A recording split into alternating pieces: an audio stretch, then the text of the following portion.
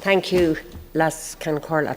Minister, I want to ask you to explain the different pension arrangements that are in place for members of An Garda Síochána who joined the force pre and post 1995. And in particular, Minister, I want to ask you for a timeline as to when there will be a change in the system whereby Gardaí who retire on full pension after 30 years are forced to claim job seekers benefit for 9 months and then job seekers allowance until they receive their full pension.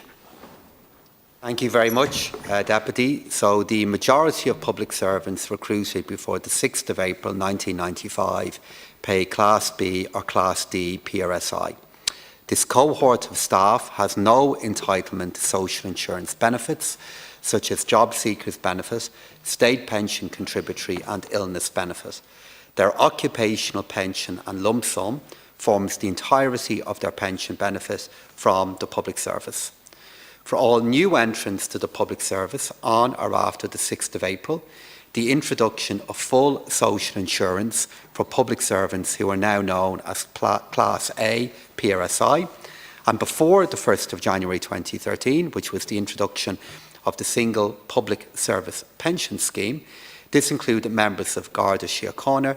Their pension payment comprises of 3 components: a public service occupational pension, a social insurance benefit, where the full rate of the state contributory pension is not payable, a supplementary pension which may be payable up to the value of the full state pension, subject to eligibility by the public service employer. Where a public service employee does not qualify or qualifies for a social insurance benefit at less than the value of the state pension, they may be entitled to a supplementary pension subject to certain eligibility criteria.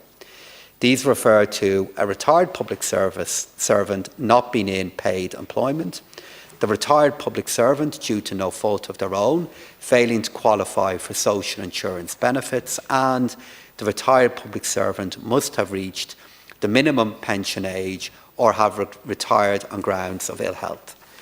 The second condition is important to ensure no duplication of payments from public funds. To verify this condition currently, prior to payment of the occupational supplementary pension, a retired public service employee must engage with the Department of Social Protection and obtain proof that they have exhausted any relevant benefits for which they may be eligible under the social insurance system. Minister McEntee, for example, has raised this issue with me, Deputy.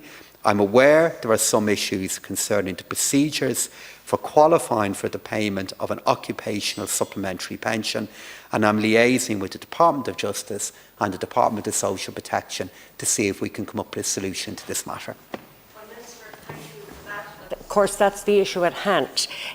You're liaising with Justice and Social Protection to find a solution to this anomaly, because Gardaí who joined post-1995 at first glance seem to receive the same level of pension, but if you look at what they have to do to receive that pension, that's the problem, because in order to qualify for the supplementary part of their pension, they must exhaust all entitlement under social welfare, which means they must draw down job seekers for 9 months by signing on in a post office.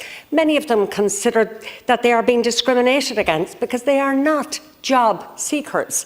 They are retired members of An Garda Síochána. They have full service, yet they are forced to sign a declaration to say that they are available for work. And many of them complain about how they are being treated by the Department of Social Welfare. Minister, this is an anomaly. It's between 3 different departments. It's over and back, and it's going on a long time. Can you give me any time frame as to when you hope to deal with this matter in a fair and a reasonable way? I met the Minister for Justice in relation to this yesterday, and I would hope by the summer that we might have the outlines of how we will deal with this issue. The Minister for Justice has emphasised the importance of this issue to me, and I'm aware of the consequences that it has for members of the Guards who have retired and the fact that those numbers are now growing.